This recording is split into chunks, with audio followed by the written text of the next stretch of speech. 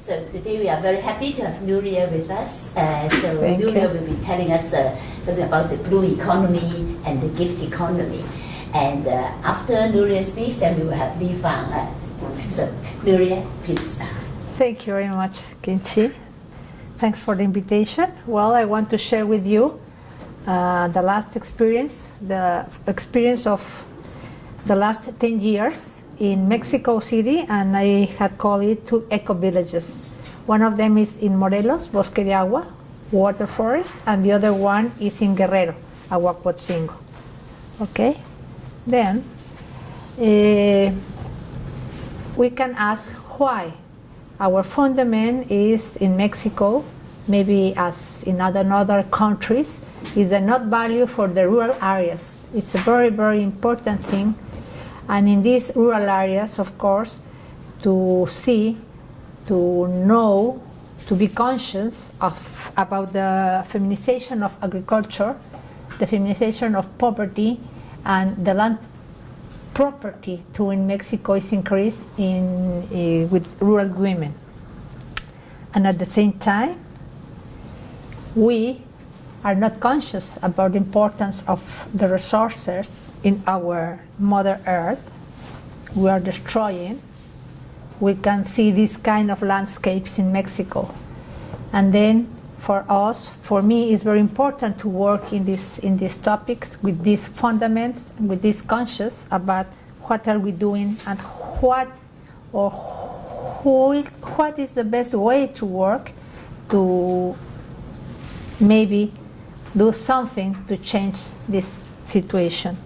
Then I had been working in Mexico for many, many years, 47 years in the rural areas with this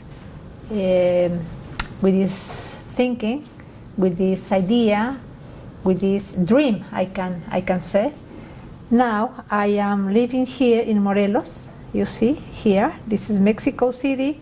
We have 120 million inhabitants, more or less. And here in Morelos, and so near from the Mexico City with 23 million people. I had been working and I had been living here in a forest area that is called Monte Cassino.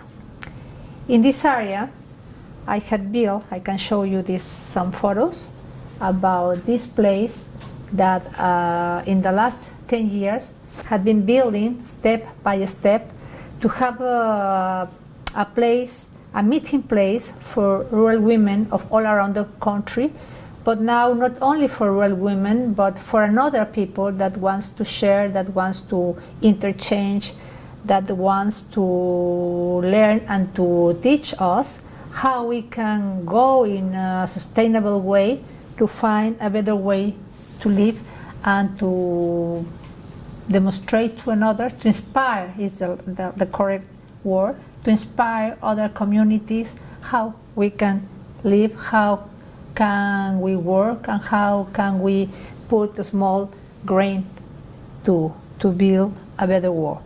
Then in this place, in the forest, so near from the Mexico City, began as with a social vision, like a meeting place, as I told you, for rural women. And now we grow up with the neighbors. We are building our own organization with different neighbors. And for example, we are making conscious about to use local resources, how to use the renewable resources, and in this point we collected and filtered rainwater. We use the solar energy and heat water for shower with the solar energy. In a smaller scale, we use the wastewater to irrigate our gardens.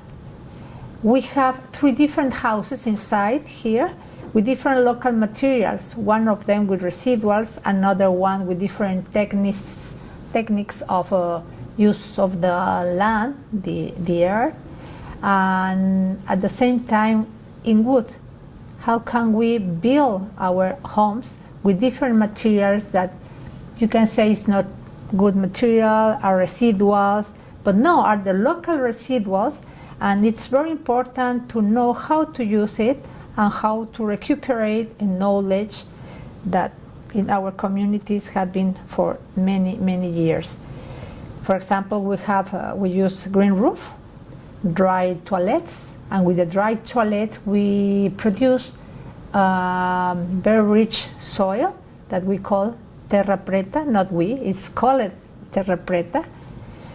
We separate all residuals, and we have the thinking of zero residuals. And then, for example, we use residuals for give to eat the vermicompost, the vermis, and our chicken, and for the different compost that we have all around this space that is for 5,000 square meters. And we have our own production of fruit, vegetables, eggs, herbs, and in some cases we add value this production, for example with herbs, salt with herbs, for example, and we have a small economical circuit with the neighbors, interchanging our products. It's a better way to live, is cheap because you have your own food, your own product, you can interchange with the neighbors. And with the neighbors we had built, we call it Ruta Bosque de Agua, forest water route. It's a kind of learning route to share with people that wants to visit us, and then we can invite them to visit the other projects that we have in this space. I will explain you more. You can see here, in this place, we can receive 50 people. If we share the rooms, it's easy with rural women, but if there is not only women, we can share for 35 or 40 people that will be here. We have our big dining room, our greenhouse with our vegetables, all without chemics, without products that could be not healthy for our health, for our body. And we produce our own, not only my English is not so good, not only the fertilizants, but the products to combat the plagues or things that can destroy our own products. We have fruits.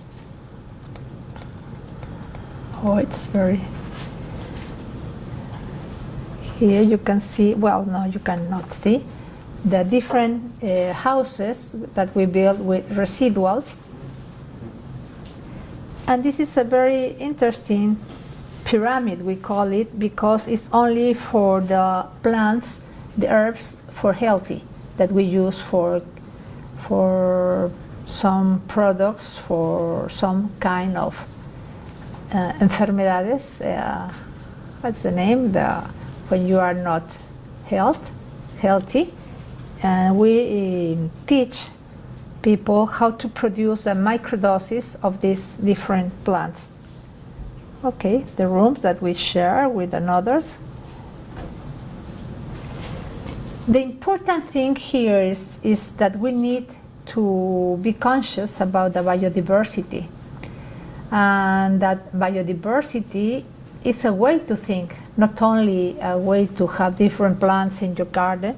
It's a way to think and to live against the poor monocultives in mind, you see. Union and organized work help us to reforest our mental deserts. That's our main thinking. How after 45 years or 40 years working in the rural areas, I've been asking once and which could be the best way to transform, to do something to change things. Not all, you will not change all the world, but small things to change. Then this is a picture that I love it because really, if you can think about biodiversity, but not only in a simple way, thinking in plants, but thinking in yourself, thinking in all the things around you with your neighbors, how to help each other, but not to have only a support. It's a way to change our mind. I love this picture, for example. We are in this way. Not only monocultives are the problem, are the mono-thinking that we are in a very, very high problem. We need to reforest our mind, our body, our relationships with all our neighbors, and that is the way that we are now walking. We think, yes, we need to think in a global way, but to act and to work in the local place, in the territories. And for this reason, I told you we have our rainforest route or water forest route to build community and solidarity, economy and solidarity relationships, because we have a dream. We want to be happiness and full to enthusiasm, to be better human beings, and we encourage to work for a best territory with solidarity, with common goods, thinking in the common goods, and how to produce our own food and energy with local resources, and to be really, really sustainable. It's not easy, it's easy to say, but it's very, very hard to work in this way. Well, this is in Spanish, but I can tell you that in this way to have community, we have a lot of initiatives. For example, we have a board of the inhabitants, more or less 2,000 families. This is one of the boards that we have. This board is to care our land, because there are problems of security with land. It's a long history. I will not be so large in this point. But then we had been organized, we are working in this way with this board of pobladores, we call, of inhabitants. We have a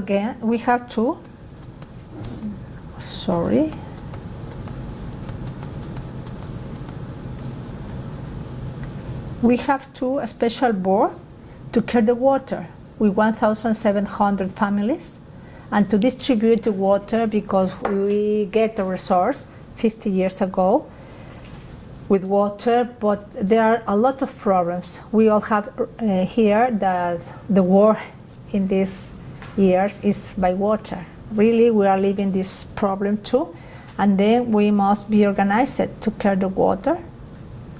We have another board or committee of security with our guards in the different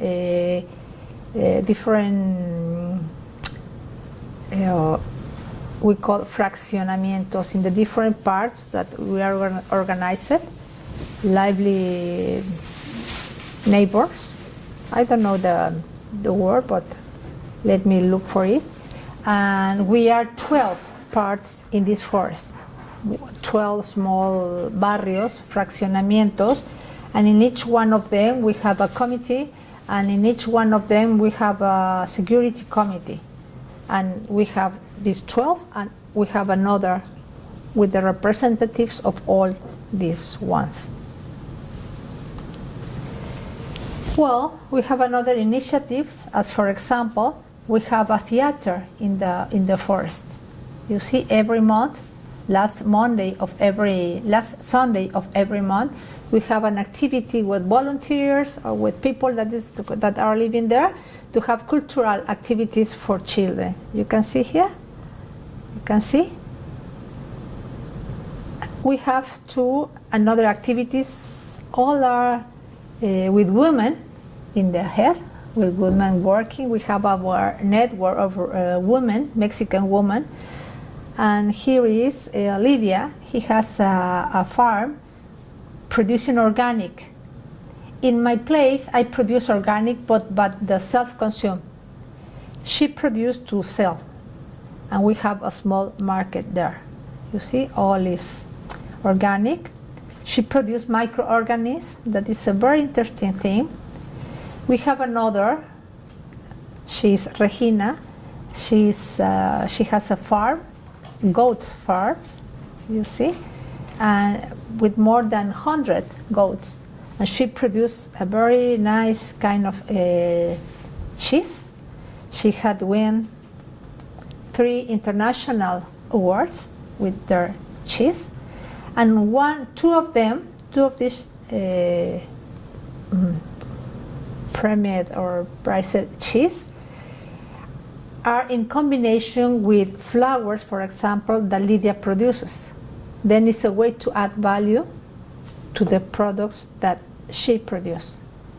It's very interesting, these options.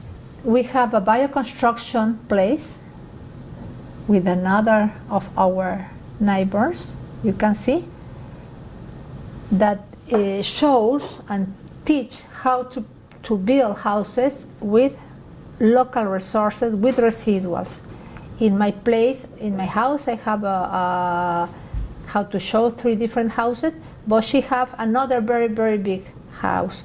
For example, she built a wall with tires that are not used, that are throughout in the streets and in the forest.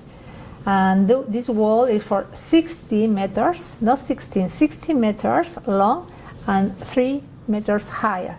That is very interesting to use to make walls, for example. We have another theater, a formal theater with a company of children. You can see here the children. They have 11 years working in a professional way, and the name is Clean Hands. Ecological group, theater, Clean Hands are very interesting because they can produce different theater presentations, and now they are calling to go to other places, and it's a way to maintain activities with young people and with children. We have another project that is echinotherapy with the horses, and other projects. Well, I want to share you that this project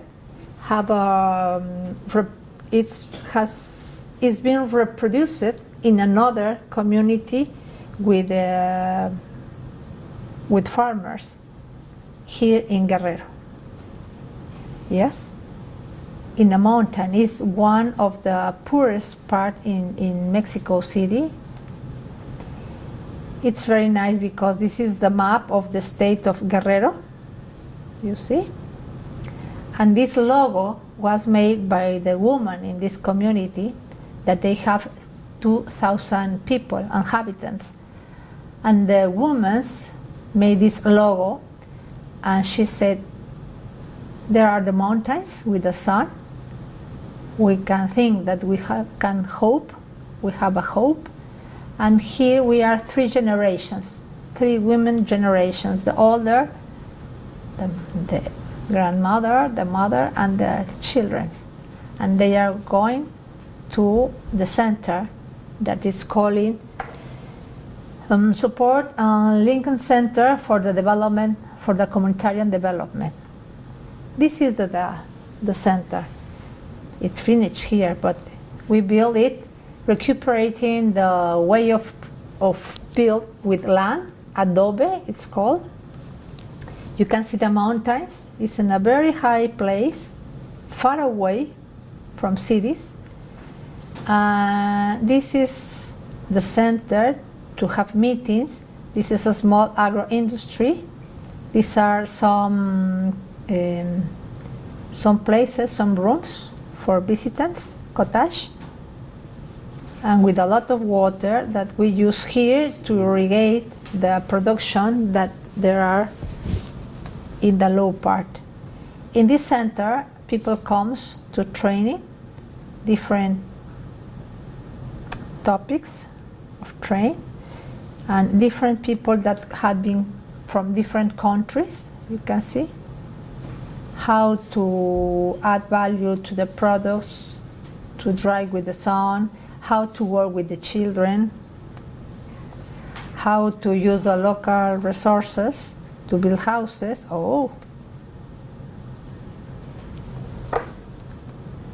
And with the children, we are conscious that we need to work more and more and more with children. And then every year we have the summer, cultural summer with children.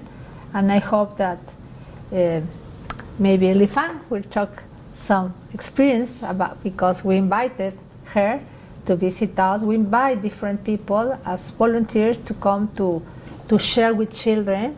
For example, theater, for example, graphic design, photography.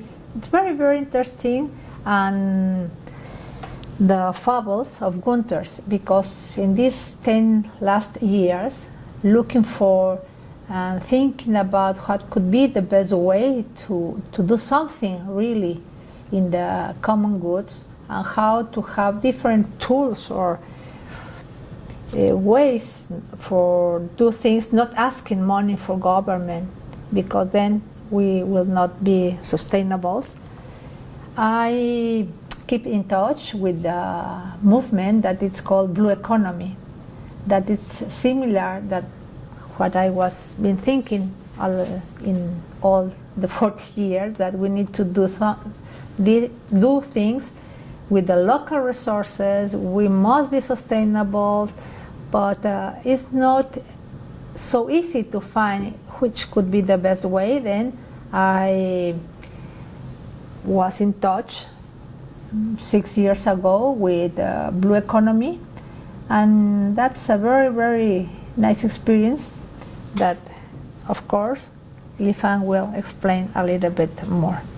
Then the children began to work in this way, with this thinking about the fables of Gunter's. Gunter Pauli is the father of the Blue Economy, and he produced a very nice methodology to work with children, to teach or to put attention in how we need to learn about the nature and about the ecosystems, and how we need to make links, and how we need to work in cooperation, not in competition, like is the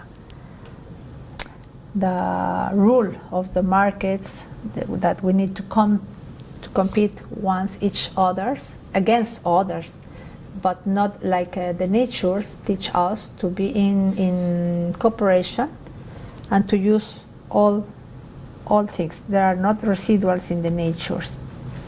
Well, in this situation, working in that, living in this way, we had the earthquake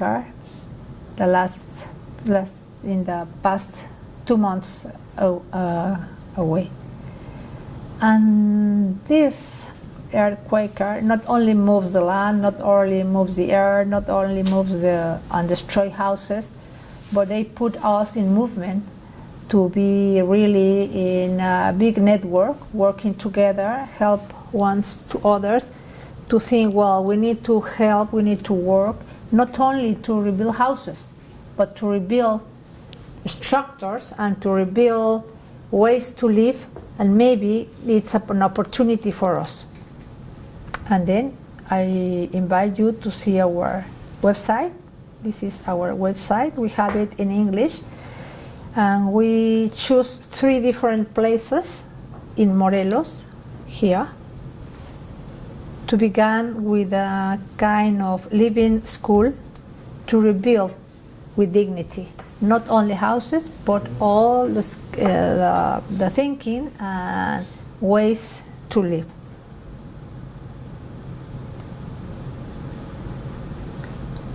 We said we need to rebuild today for the dignity not only of today, but for tomorrow.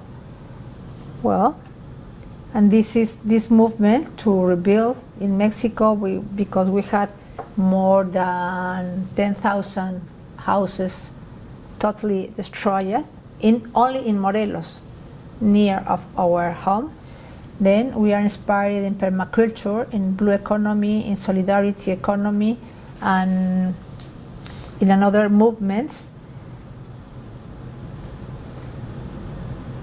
Finally, I want to share with you that in this way, in this path that we have been working, we are organizing an international meeting for the next year about how to make the link with solidarity economy and with blue economy, and to invite different farmers, different organizations, civic organizations, farmer organizations, women organizations.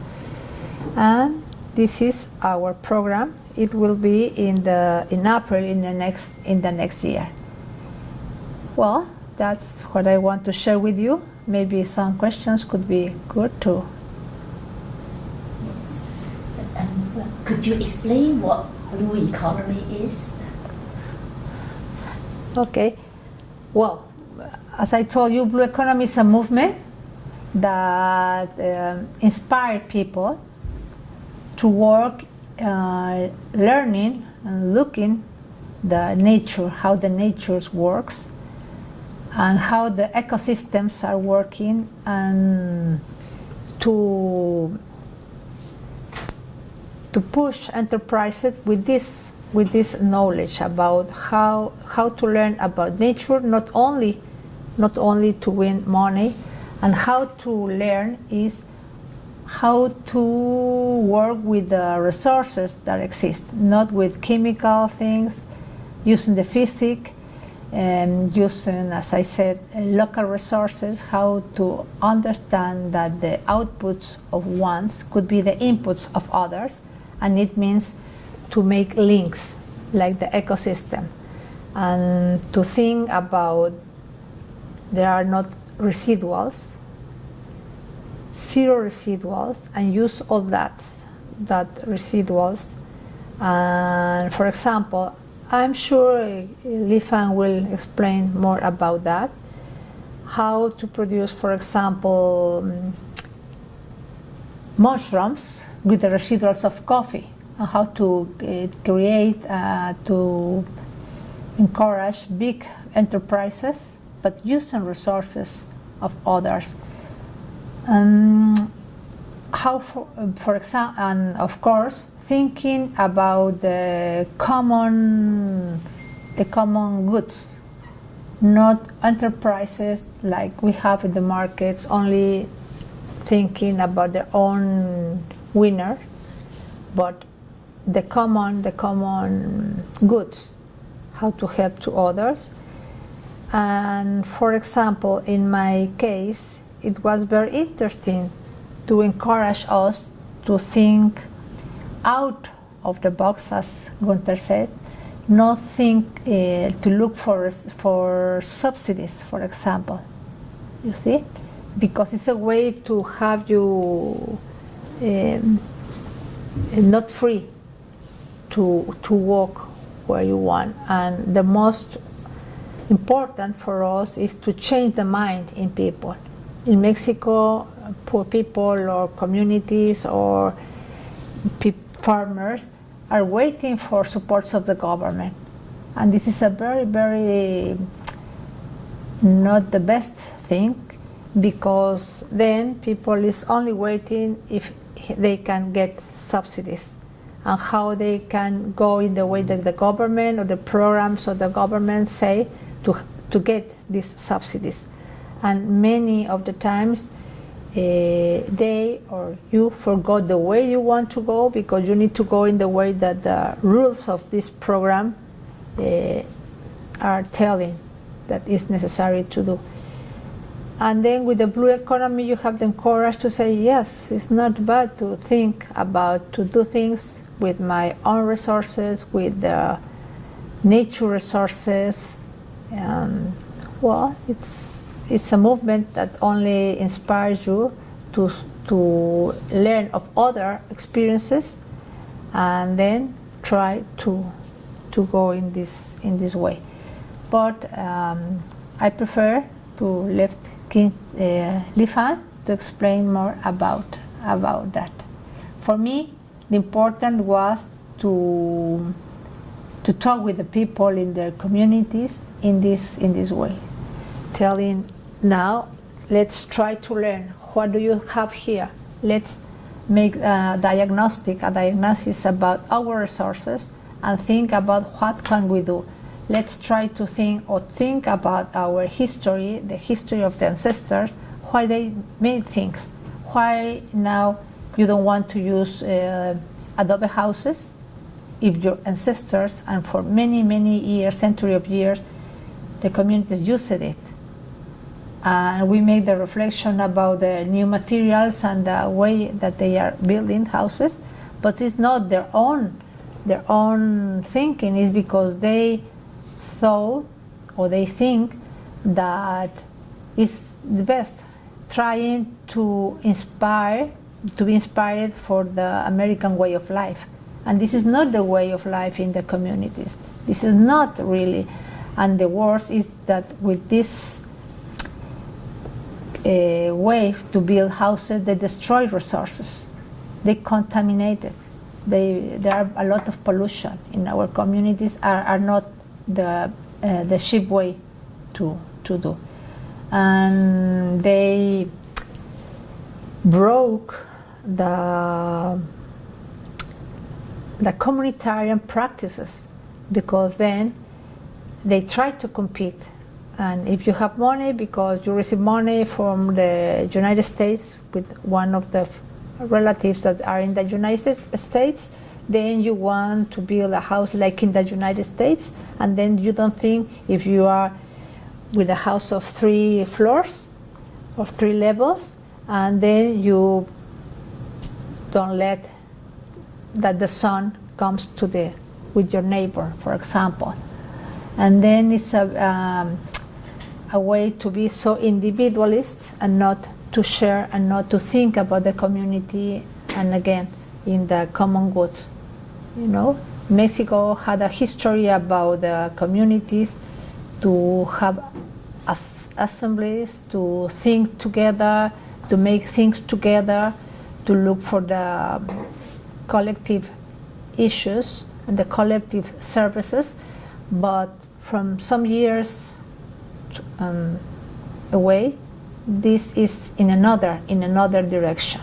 So individualists looking for another way to live, but destroying the land, destroying the relationships, destroying the life of the communities and the traditions. Not all the traditions are the best, but they need to analyze, they need to be conscious about what things could be better for them and not for destroy their communities.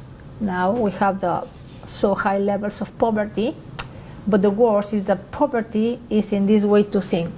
Mono thinking, mono production.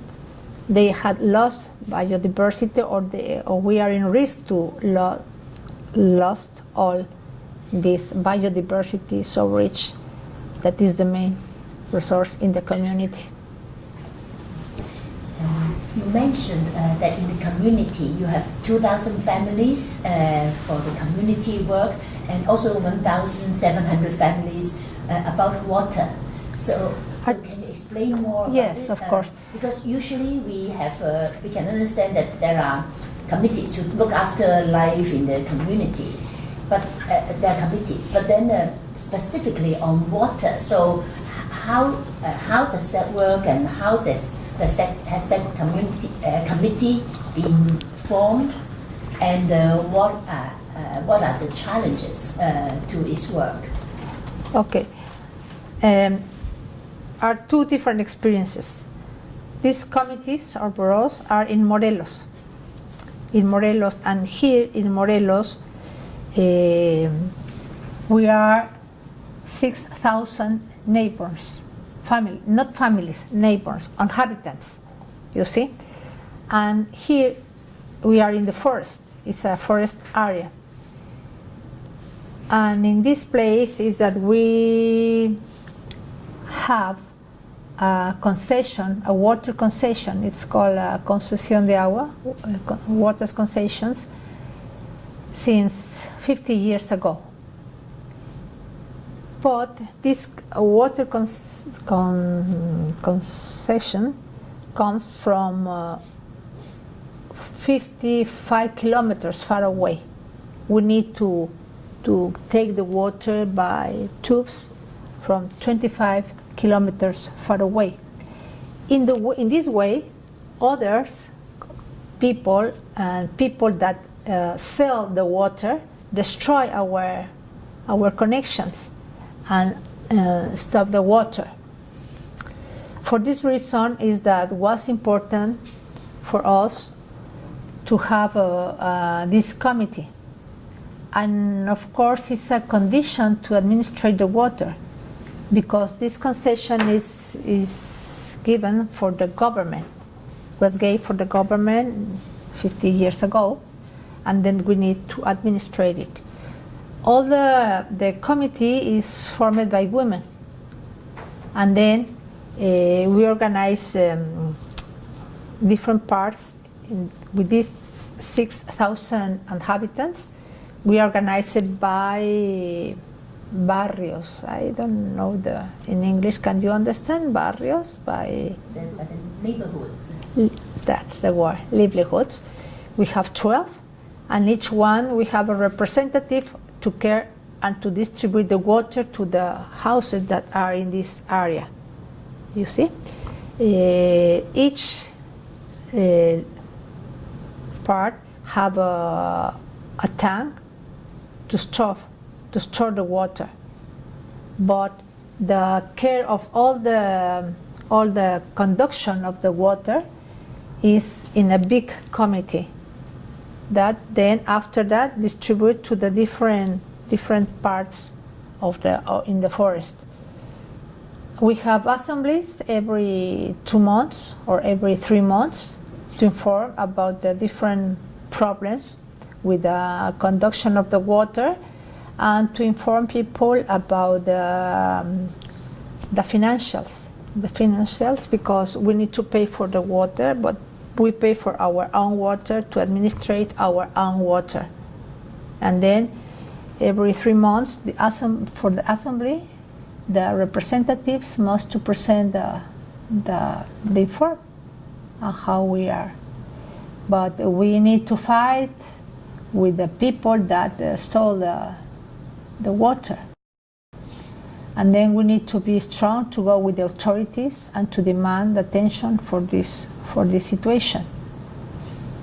Not all the times they put attention, and for this reason is that we need constantly in assemblies looking for that. We try to introduce with the people, to promote with people that we need to catch rainwater, because we can be organized to administrate the water, to care the water that is coming from 25 kilometers far away, but one day this water will disappear. Then we need to care the forest, to have our own water in our place, but like it's a mountain, we need to find options to store the water. We have not now the option. We said we need to look for, but the other is to promote how to catch rainwater and how to build ship deposits, ship cisterns. I don't know if in English is the same word, to stop the water in each house, and how to care the water. How teach people to separate and to reuse the water, and we are in this way. The association is for all these topics, not only to administrate, not only to care the conduction, but how to think about the future, the present and the future with water. So by water concession, it means the government has some facilities to give you water, but you have to pay the water charges. In the Mexican law, the owner of water is the state, the government. the state. And through the government, they administrate and they organize and they decide who can administrate the water.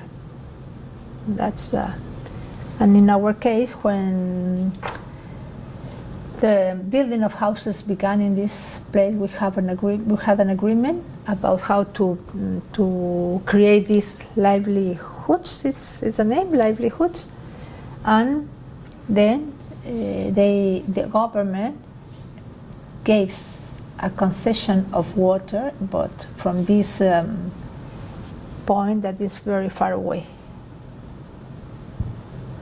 So this committee. That was your question? Yes. Sorry. The committee has been formed for how many years? 50 years. But the last 15 years ago was totally disorganized. Then we began with the women talking about that. That was in a wrong way. For this reason is that we reorganized the committee, and the woman was named to be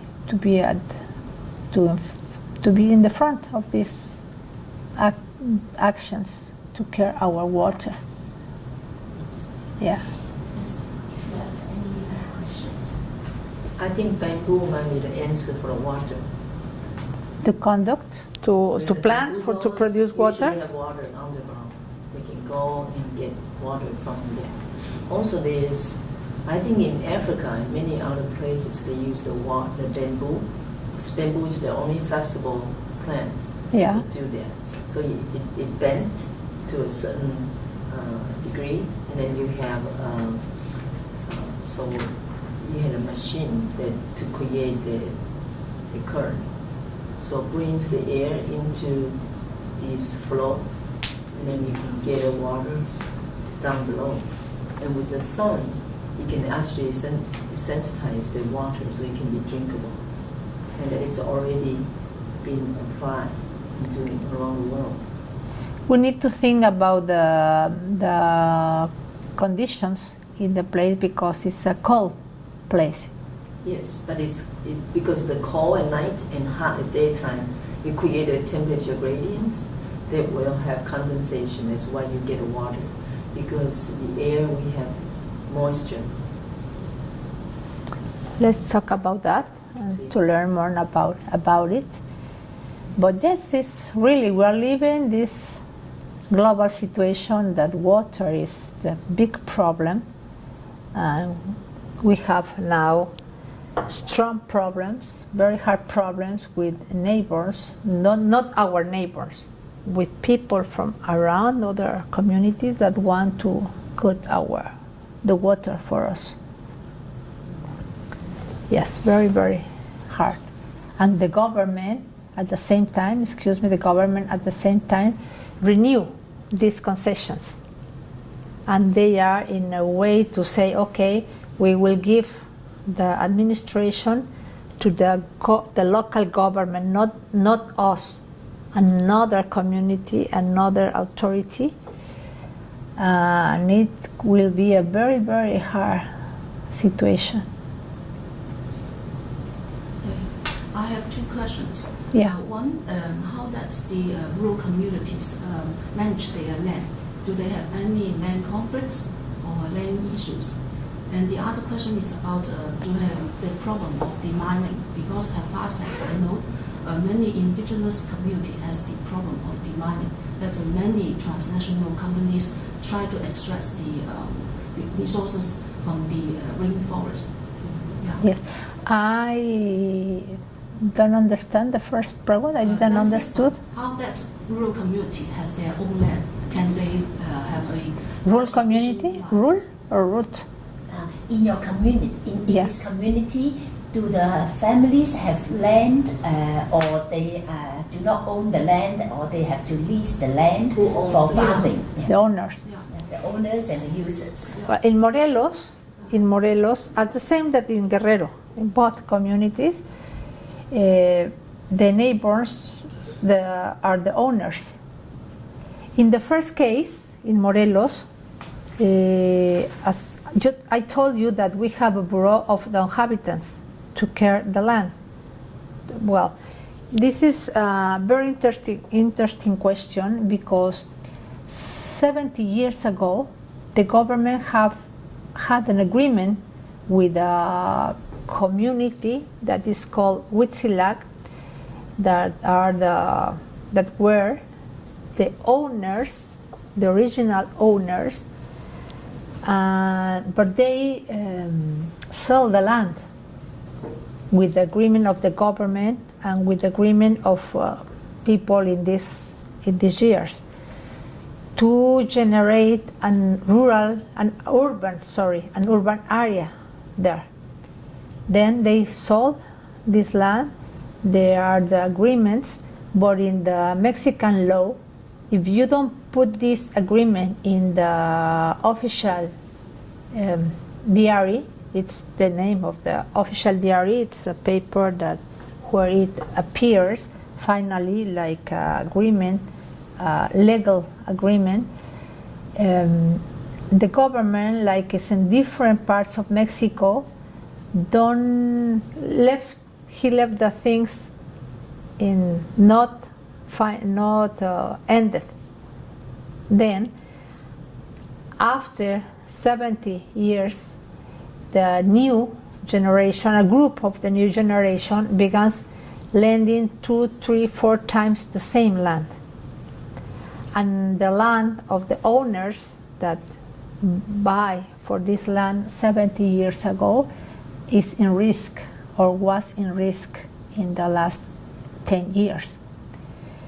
Then the same organization of the owners, that our neighbors, we had an agreement with the government to resolve this situation. Finally resolved this situation, and now we are in a process that is called expropriation. And the government must resolve this situation. They must pay again for have agreement with the people of Huitzilac, and the problem must end. And now we are in this process. We finally have the papers in the high level to sign it and to be in the official diary. It's a little complex, isn't it?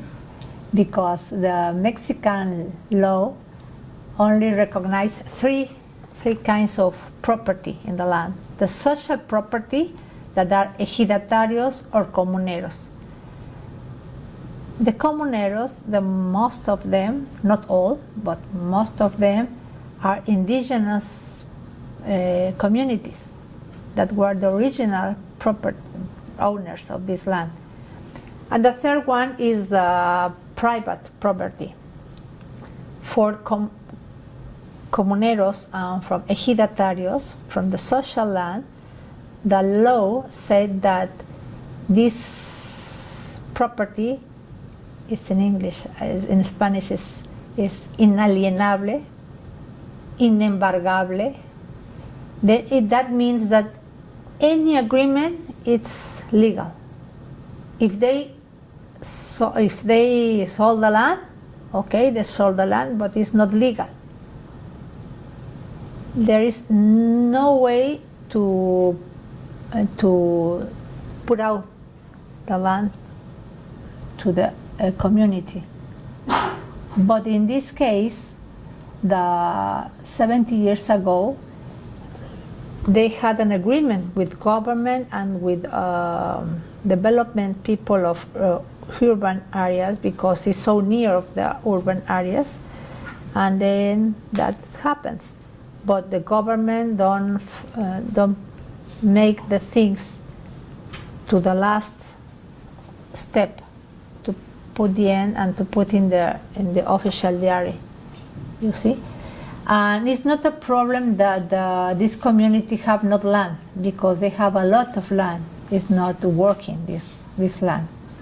They are living, but not all the community. It's very important. Only a group that is a kind of mafia that lend 1, 2, 3, 4 times the same land. And the government and all the people can see in the road that there are the announcements selling land for sale. But they sell 2 or 3 times, but it's only a group. And then really the community are disagree with this situation. Then we have an alliance to resolve this problem finally. And this is a way to be organized with the neighbors to resolve this situation. It's interesting. It's very, very interesting because it's not only in the way of the community, yes, because they have a group, this group that is not working for good things in the community. Because there are some kind of alliance with the groups that are in drugs, that are in, you see? This is a new condition in our communities from maybe 20 years ago to now, that the dynamic in the communities is affected because groups of outside are coming there.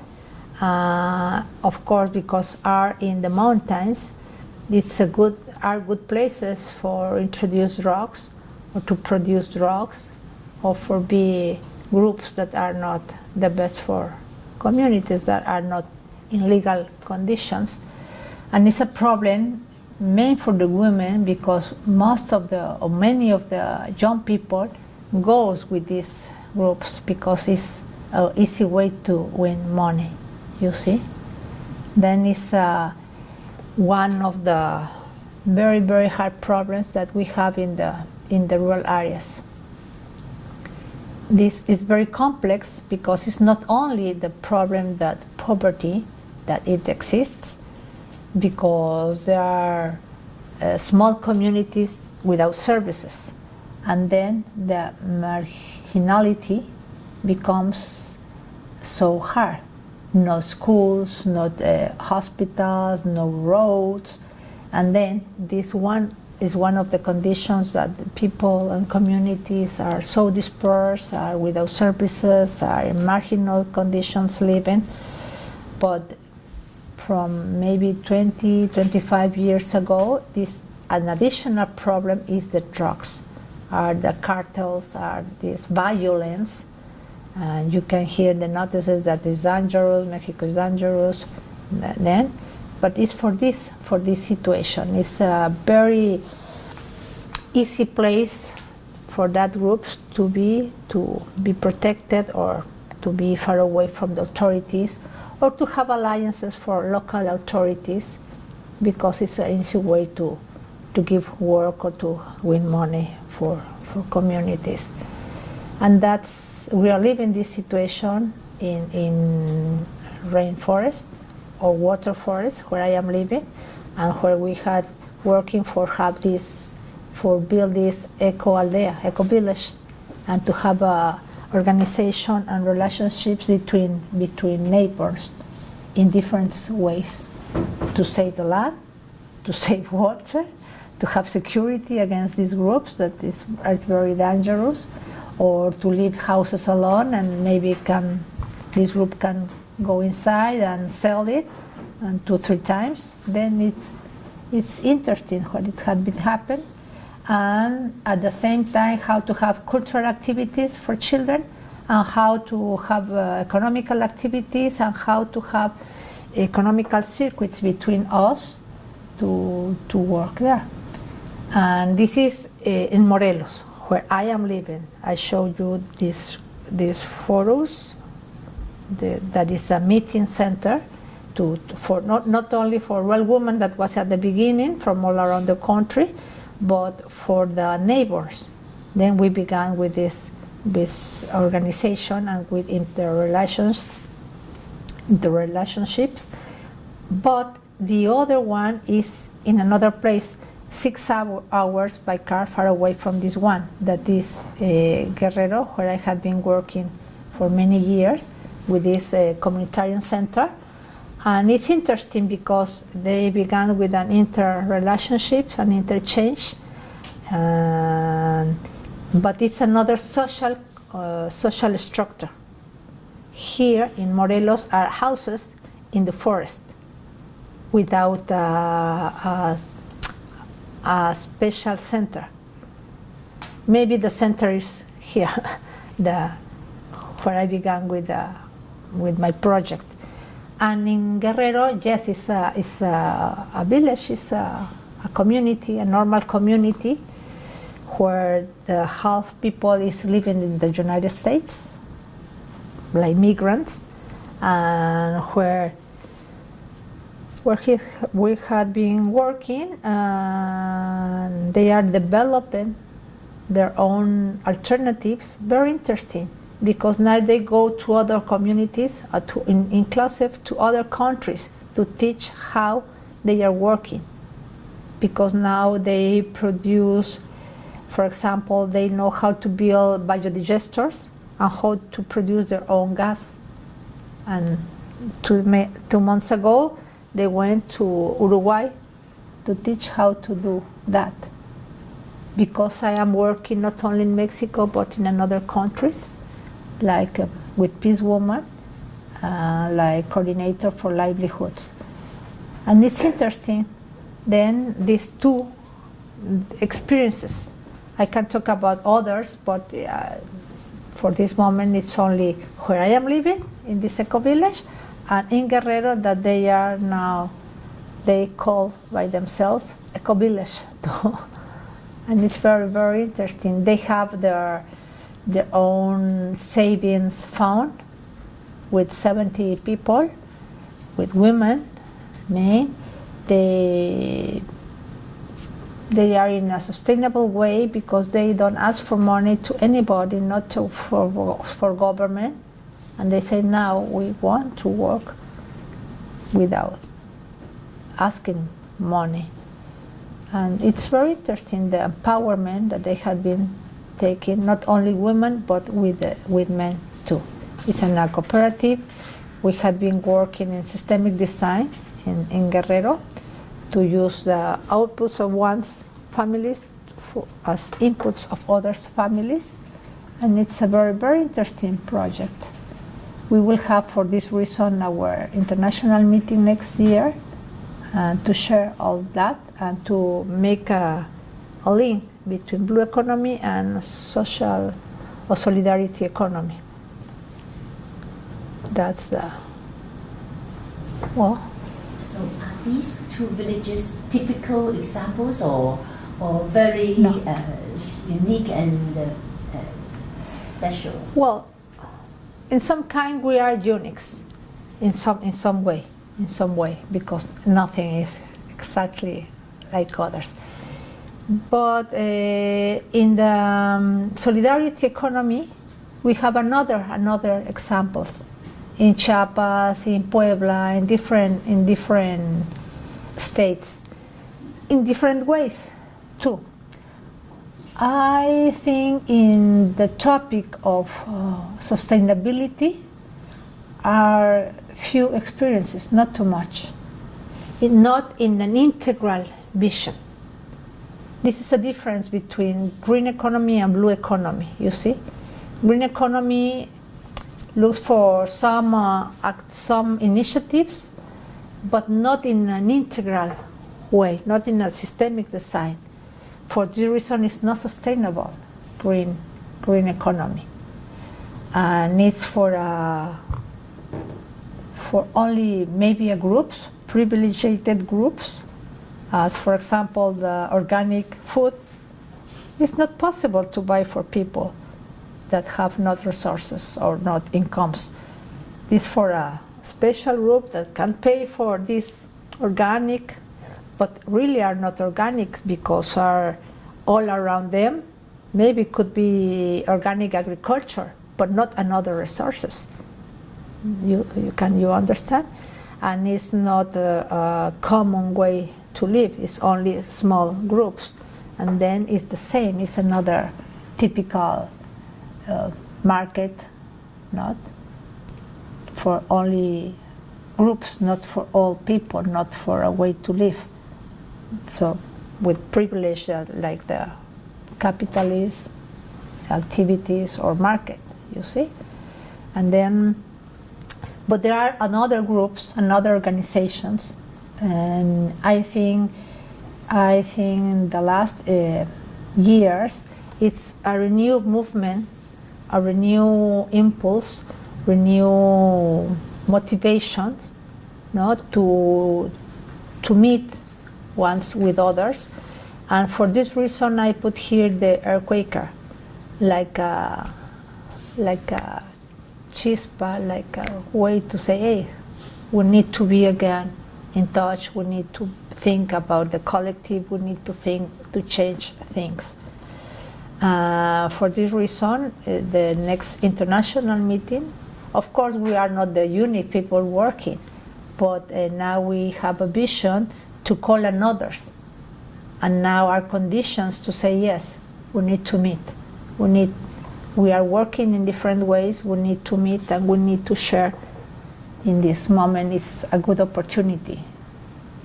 The sensibility to say, we want to change, we need to rebuild. We need to rebuild our social conditions. And well, we are in this. We invite you to our next meeting. But yes, it's interesting, this concept of eco-village, because I think it's with this vision of sustainability and with work with the neighbors, with the community. It's not easy. It's not easy step by step, but I'm confident that it's growing up. I think the term sustainability is very often used, but in Latin America, I always hear you talk about dignity for today, dignity for tomorrow. Yeah. So why is that emphasis on dignity? Well, it's a very personal thing, but in my history, I lived the situation that the public policies was working against the history or against the conditions to work for the common goods, for the collectives. As I told you, in Mexico we had a history of community assemblies to decide things, to work together, but the public policies, maybe 25 years ago too, began with a tendency to create groups and to dissolve the assembly in the communities. Yes, they dissolved this way to take decisions, and then began to the different creation of parties in the politic way, different parties, and then different parties take the government in different parts of the country. In one way, that's good, the democracy and more participation, but in the other, different groups needs to work making clients with people. Then they began with programs and to give people some support, some very small quantities of money for different activities, and then the collective decisions and the collective way to work and to live was dissolved, because this party gives money for this group and to the other and to the other, and then it was a very nice way to separate people and to work in an individual way, instead to say that it's for a group.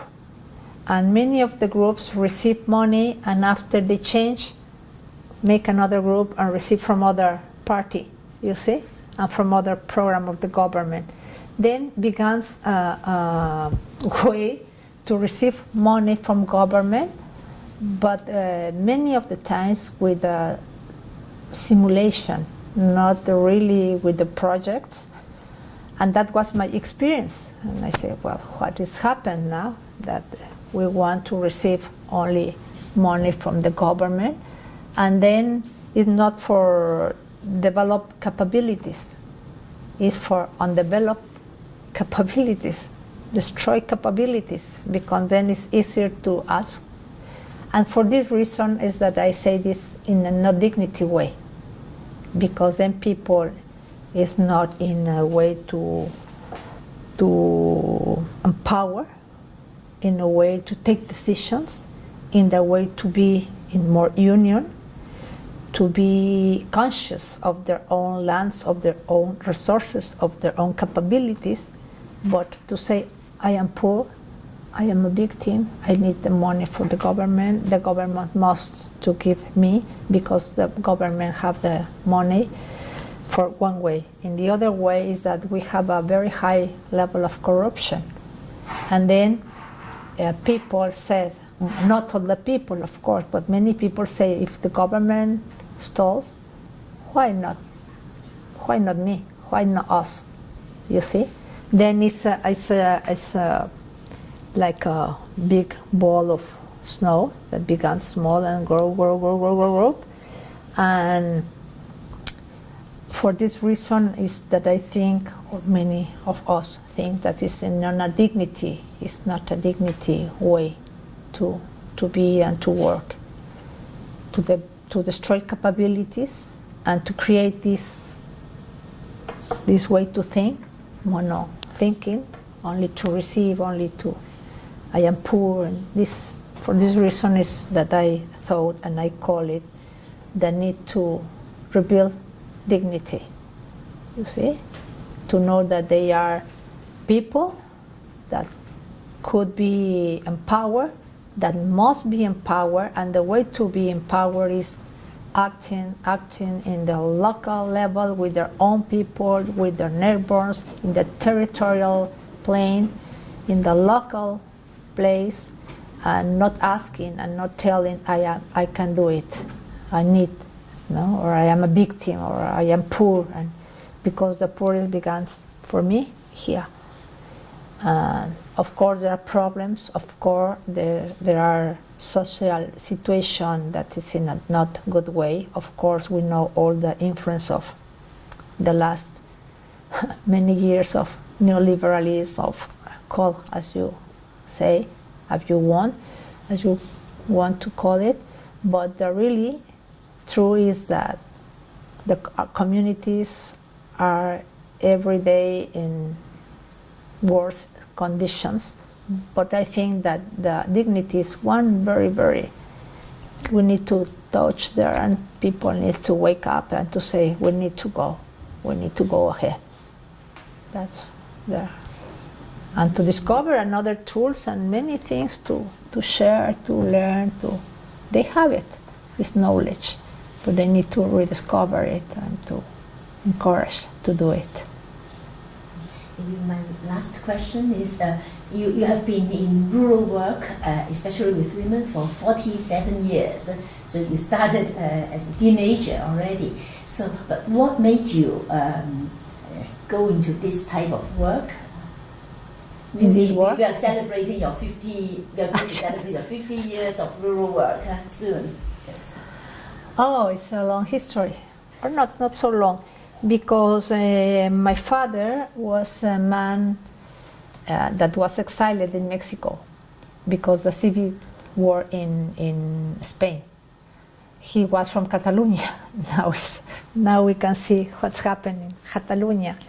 And by the first time he arrives to Mexico, and when he arrives to Mexico, he was Mexico opened the doors for many people, historical, and after to be received in Mexico, he went to Guatemala to build a printer of the government, public education, And in Guatemala, it becomes another cup of stage in 54.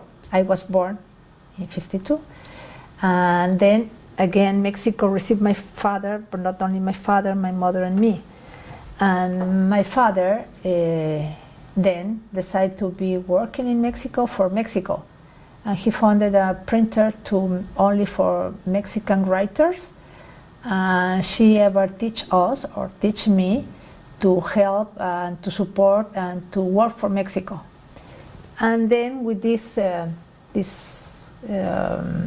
learning, so this message, I grew up with another special situation of confidence and of determination to go ahead, like is the Catalan people. For this reason, when I was 18, I decided, and because in the other way, the 68s arrived, and we were in the movement, in the students' movement, and then we thought, not me, many students, that the best way to work and to change things was living with the communities and with the people, not from the schools or not far away, or not in parties, for example. And for this reason, I go to live in the communities with a group. We created a group, because the teachings of my father, that said, you need to work for Mexico, you need to do something, and to do it well, and to be responsible for change or to do good things. That's the reason. Really was my university, and was a privilege. I'm so happy to have this opportunity to be living. At the beginning, we founded a school for the defending of the land with comuneros. And it's interesting that I began with comuneros, and in Morelos, in the co-village, I wasn't fine ending with comuneros, but in the other way. Interesting, because finally you can say it's not black and white. Then there is an integral conditions, different conditions every time, and you need to know how to try to make the best with you, with your work, and with the people around. Interesting. Yes. So, do you have any questions? Of course, we have millions of questions for you, but maybe what we could do is we could take a break, and we will have Li Fang talk to us, and there will be more questions about the Spanish Civil War and others. That we could talk to you later. So, thank you very much. No, thank you.